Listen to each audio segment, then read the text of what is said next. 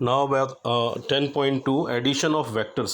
10.1 में ऑलरेडी हमने डिस्कस किया, दैट इज़ जो मेज़रमेंट की चीज़ें होती हैं वो स्केलर होती हैं और जिनमें डायरेक्शन और मैग्नीट्यूड साथ साथ होता है वो वेक्टर होता है। नाउ अब आता है एडिशन ऑफ वेक्टर। ऐड कैसे करते हैं? इसमें सबसे पहले है triangle law of addition. Triangle law of addition दो ही हैं, ट्राइंगल लॉ है और एक पैरेललोग्राम लॉ है। ट्राइंगल लॉ ऑफ एडिशन में क्या होता है, जो इसका हाइपोटेन्यूज होगा वो हमेशा रिजल्टेंट शो करता है। दोनों वेक्टर का एडिशन, रिजल्टेंट का मतलब दो साइड्स का प्लस, जैसे ए बी वेक्टर इधर गया, बी सी इधर गया, तो हाइपोटेन्यूज जो है वो इसका रिजल्टेंट शो करेगा। सी जो है वो क्या होगा, ए plus B, A plus B. Physics में भी है ये वैसे तो। हाइपोटेन्यूज जो होता है वो इसका रिजल्टेंट शो करता है। दोनों वेक्टर का एडिशन ऐसे लिखते हैं, A B plus B C equal to A C. Parallelogram law of addition में क्या है, दो एडजेसेंट साइड गिवन होती हैं। इस साइड का पोजीशन वेक्टर ए वेक्टर है, इस साइड का पोजीशन वेक्टर बी वेक्टर है। तो डायगोनल जो होता है ना वो हमेशा रिजल्टेंट शो करता है। डायगोनल किसके इक्वल होगा, ए प्लस बी के। सी क्या हो जाएगा, ए प्लस बी के। डायगोनल, डायगोनल शो करता है पैरेललोग्राम में रिजल्टेंट, ठीक है। और ट्राइंगल में हाइपोटेन्यूज जो होता है वो दो साइड्स का सम के इक्वल होगा, ठीक है, सी ए प्लस बी। अब इसके बाद आता है कंपोनेंट ऑफ वेक्टर, ये इंपॉर्टेंट है। कंपोनेंट ऑफ वेक्टर, कोई भी वेक्टर जिन तीनों एक्सिस से मिलके बने होते हैं। आई कैप जो है वो एक्स एक्सिस का कंपोनेंट होता है, एक्स एक्सिस को डिनोट करता है। जे कैप वाई एक्सिस को शो करता है। के कैप जेड एक्सिस का कंपोनेंट है। तो कोई भी वेक्टर जो है, जैसे मान लो ए वेक्टर है, 2i cap, 3j cap, 6k cap, I J और के कैप से बने होते हैं कोई भी वेक्टर। इसका ये मतलब है जो ए वेक्टर है, अगर उसका हम पॉइंट वेक्टर निकाले 2 3 6 का मतलब एक्स एक्सिस से 2 डिस्टेंस पे, वाई एक्सिस से 3 और जेड एक्सिस से 6 डिस्टेंस के ऊपर है, ठीक है। तो कोई भी कंपोनेंट जो है वो एक्स एक्सिस का, आई कैप जो है एक्स एक्सिस को शो करता है, जे कैप वाई एक्सिस को शो करता है और के कैप जेड एक्सिस को, जेड एक्सिस का कंपोनेंट है। कोई भी वेक्टर इन तीनों एक्सिस से मिलके बने होते हैं, आई कैप, जे कैप और के कैप से, ठीक है। अब मैग्नीट्यूड कैसे निकालते हैं, मैग्नीट्यूड ये इंपॉर्टेंट है। स्ट्रेट लाइन ऐसे डिनोट किया जाता है मैग्नीट्यूड को, मॉड का साइन जो होता है, ठीक है। It is denoted by straight line, ऐसे स्ट्रेट लाइन से डिनोट किया जाता है। कैसे निकाला जाता है, ए 2i cap, 3j cap, 6k cap है, तो ए का मैग्नीट्यूड कैसे आएगा, आई के साथ जो है उसका स्क्वायर, जे के साथ जो है उसका स्क्वायर, के साथ जो है उसका स्क्वायर। सबसे इजी है, 2 का स्क्वायर 4, 3 का स्क्वायर 9 और 6 का स्क्वायर 36। जो आगे है ना आई जे और के कैप के साथ, उसका स्क्वायर कर देना अंडर रूट। तो 36 + 4 40, 49 का अंडर रूट क्या होगा, 7। तो ए का मैग्नीट्यूड आ रहा है 7, 7 इसका मैग्नीट्यूड है, ठीक है। नेक्स्ट, वेक्टर ज्वाइनिंग 2 पॉइंट, दो पॉइंट को जोड़ के वेक्टर कैसे बनाया जाता है। तो पी पॉइंट है x1 y1 z1 और q है x2 y2 और z2। तो पी क्यू वेक्टर कैसे बनता है, x2 - x1 i cap, y2 - y1 j cap, z2 - z1 k cap, बीच में प्लस का साइन होगा, x2 - x1 i cap plus y2 - y1 j cap plus z2 - z1 k cap. जैसे देखो example 10 है एनसीईआरटी का, find the vector joining the point p है 2 3 0 और q है -1 -2 -4। पी क्यू वैक्टर बनाना है, दो पॉइंट से कैसे बनता है वेक्टर, x2 - x1, x2 ये है -1, x1 1 है, 2 है, तो -1 - 2 i कैप, y2 - 2 है, y1 है 3, तो 2 - 3 j कैप, -4 z2 है और z1 0 है। तो देखो 1 -1 - 2 -3 i cap, -5 j cap, -4 k cap, ये बन गया पी क्यू वैक्टर। तो फॉर्मूला इजी है, x2 - x1, x2 - x1 i cap, y2 - y1 j cap, z2 - z1 k cap. बाद वाले में से पहले वाला माइनस करके आई कैप लगा दो, बीच में प्लस का साइन आएगा, ठीक है, क्लियर है। अब आता है डायरेक्शन कोसाइन। डायरेक्शन कोसाइन क्या होता है, ये इंपॉर्टेंट है। जैसे एक्स वाई जेड है, ओपी एक वेक्टर है जो कि अल्फा एंगल बना रही है एक्स एक्सिस के साथ, बीटा बना रही है वाई एक्सिस के साथ और गामा बना रही है जेड एक्सिस के साथ। ये अल्फा बीटा गामा क्या है, डायरेक्शन एंगल्स होते हैं। ये क्या होते हैं, डायरेक्शन एंगल्स। इन्हीं के कोसाइन को, cosine of these angles is known as direction cosine. Cosine का मतलब कॉस, कॉस थीटा, कोसाइन का मतलब cos theta. Cosine of these angles is known as direction cosine. ठीक है, फिर से देखो ओपी एक वेक्टर है जो कि अल्फा एंगल बना रही है एक्स एक्सिस के साथ, बीटा वाई एक्सिस के साथ, गामा जेड एक्सिस के साथ। Alpha beta gamma are called direction angle, इनको डायरेक्शन एंगल बोला जाता है। अब जब इसी का कोसाइन लोगे ना, cosine of these angles are known as direction cosine, short form में डीसी बोला जाता है। L cos alpha X axis का direction cosine, L M N से डिनोट किया जाता है इसको, एल एम और एन से। ठीक है, एल एम एन से डिनोट किया जाता है डायरेक्शन कोसाइन को। L cos alpha X axis का direction cosine, M cos beta Y axis का, और N cos gamma Z axis का। L square plus M square N square 1 होता है, ये 3D में भी है। L square plus M square plus N square क्या होता है, एन। ठीक है, L cos alpha X axis का, M cos beta Y axis का, और N cos gamma Z axis का डायरेक्शन कोसाइन होता है। कॉस अल्फा एक्स एक्सिस का, कॉस बीटा वाई एक्सिस का, और कॉस गामा जेड एक्सिस का। ठीक है, एल एम एन वेक्टर में कैसे निकालते हैं एल एम एन, देखो find the direction cosine of this vector I 1 I cap 2 J cap 3 K cap.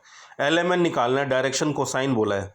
L M और एन डायरेक्शन कोसाइन बोलते हैं। एल कैसे निकलेगा, आई के साथ 1 है तो 1 अपॉन में नीचे जो है मैग्नीट्यूड आएगा इसका, आई के साथ 1 का स्क्वायर, जे का के साथ 2 का स्क्वायर, 3 के कैप के साथ 3 है 3 का स्क्वायर, नोज 9 + 4 13 + 1 1/14 आ रहा है। एल एम कैसे निकलेगा, जे के साथ क्या है 2 तो ऊपर 2 आ गया, बाकी नीचे तो वही रहेगा 14 ही, √14।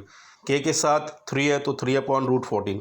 ठीक है, एल एम एन ऐसे निकालते हैं। आई के साथ जो है वो ऊपर रख दो एल में, अपॉन में उसका मैग्नीट्यूड एम में, जे के साथ जो है वो ऊपर रख दो न्यूमरेटर में उसका मैग्नीट्यूड, और एन में के ऊपर रख दो के साथ जो है उसका मैग्नीट्यूड। ठीक है, अब find the direction cosine of the vector joining the point A B. Question number 13 NCERT, question number 12 NCERT direction cosine का है। अब देखो 2 पॉइंट दिए हुए हैं, ए 1 2 -3 है, बी -1 -2 1 है, directed from A to B. A B पहले वेक्टर निकालेंगे, 2 पॉइंट से वेक्टर कैसे बनता है, x2 - x1 आई कैप है ना, y2 - y1 जे कैप, ऐसे ही बनता है ना। तो x2 है -1, ये 1 है, -1 -1 I cap, -2 J cap, z2 1 है, z1 -3, अब माइनस माइनस प्लस हो जाएगा तो -2i -4j + 4k कैप, ये बन रहा है। अब देखो इसका डायरेक्शन कोसाइन निकालेंगे, ए बी वैक्टर ये बन गया -2i -4j + 4k cap. Direction cosine क्या होगा, एल आई के साथ क्या है -2 ऊपर, फिर -2 का स्क्वायर -4 का स्क्वायर +4 जो अंडर रूट में आएगा नीचे मैग्नीट्यूड, तो -2/36 आ रहा है। -2 का स्क्वायर 4 का स्क्वायर 16 + 16 32 + 4 36 का अंडर रूट 6 है, कैंसिल करो, -1/3 आ रहा है। एल एम क्या आएगा, एम जे के साथ -4 है तो -4, और नीचे तो वही रहेगा √36 का 6 कैंसिल करो, -2/3, और n 4/√36 4/6 कैंसिल करके 2/3। तो ये एल एम एन निकालना है डायरेक्शन कोसाइन। कैसे निकालते हैं, वो इसी तरीके से निकलेगा डायरेक्शन कोसाइन। ठीक है, एल एम एन जो है आई के साथ जो है उसका स्क्वायर अपॉन इसका स्क्वायर आ जाता है। ठीक है, क्लियर है क्वेश्चन, तो इस तरीके से करना है। नेक्स्ट क्वेश्चन देखो, compute the magnitude, question number 1 exercise 10.2। ए का मैग्नीट्यूड आई के साथ 1 का स्क्वायर, जे के साथ 1 का स्क्वायर, के साथ 1 का स्क्वायर √3 आ रहा है। बी है 2i -7j -3k, इसका मैग्नीट्यूड निकालना है। तो बी का मैग्नीट्यूड यानी बी का मॉडुलस, ऐसे 2 का स्क्वायर आई के साथ जो है उसका स्क्वायर, जे के साथ -7 का स्क्वायर, के साथ -3 का स्क्वायर, ये √62 आ रहा है। क्वेश्चन नंबर 2 में कह रहा है कि दो ऐसे वेक्टर लिखो जिसका मैग्नीट्यूड सेम होगा। तो किसी एक के साथ आई के साथ कोई सेम नंबर रख दो, जैसे 2 है ना, 2 रख दो, बाकी दोनों को सेम रखो, जे और के को। इस 2 को कहीं भी मूव कर दो, जे के साथ कर दो या के साथ। ठीक है, 2 की जगह 3 भी ले सकते हैं, तो ये 2 मैग्नीट्यूड आ जाएंगे। फिर क्वेश्चन नंबर 3 में कह रहा है कि दो ऐसे वेक्टर लिखो जिसका डायरेक्शन कोसाइन क्या होगा, सेम। तो आई जे के कैप ले लो और फिर इसके साथ सेम नंबर ले लेना, 3i 3j और 3k, या 2i 2j 2k, same number ले लेना दूसरे वेक्टर के साथ, आई जे के साथ। ठीक है, 3 आ गया। क्वेश्चन नंबर 4 में ये बोल रहा है find the value of x and y, 2i + 3j xi yj are equal रख दो। देखो i के साथ यहाँ पे x है, यहाँ पे i के साथ क्या है 2, तो x = 2 आ गया। यहाँ पे j के साथ क्या है, कंपेयर करना है y, यहाँ पे j के साथ 3 है तो y 3 आ गया। क्वेश्चन नंबर 5 में क्या कर रहा है, 2 1 और q माइनस 5 7 है, पी क्यू वैक्टर बनाना है।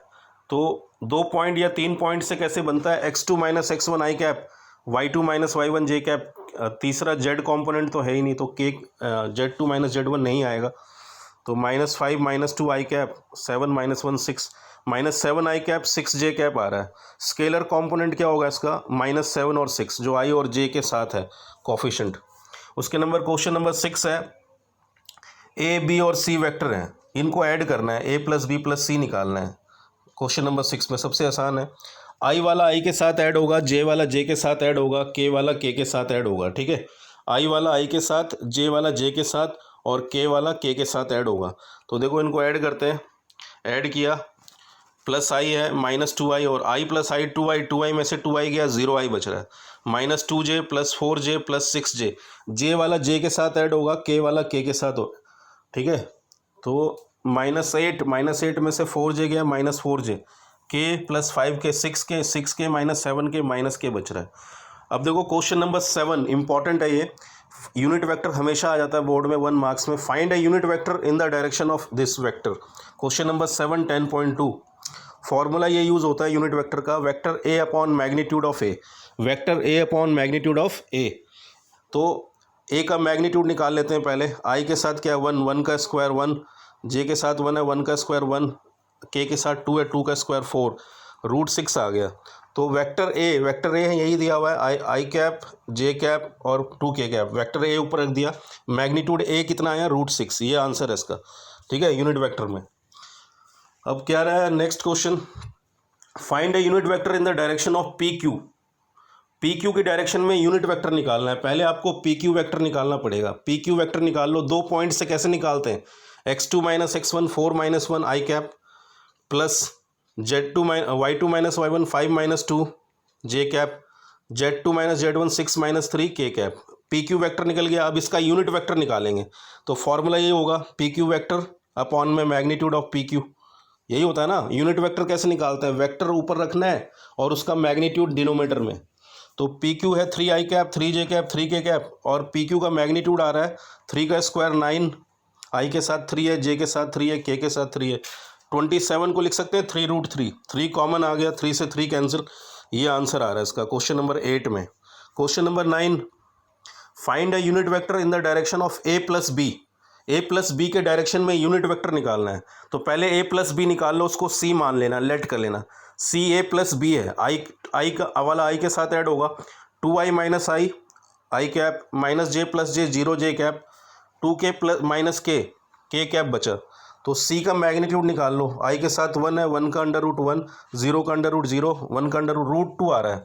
तो इसका यूनिट वेक्टर निकालना है ए प्लस बी में, तो vector C upon magnitude of C, vector C यही आया, I cap 0 J cap K cap और मैग्नीट्यूड सी आ रहा है रूट 2, तो ये निकल गया। लास्ट क्वेश्चन देखो, question number 10, find a unit vector in the direction of 5i minus J plus 2k that has magnitude 8 unit.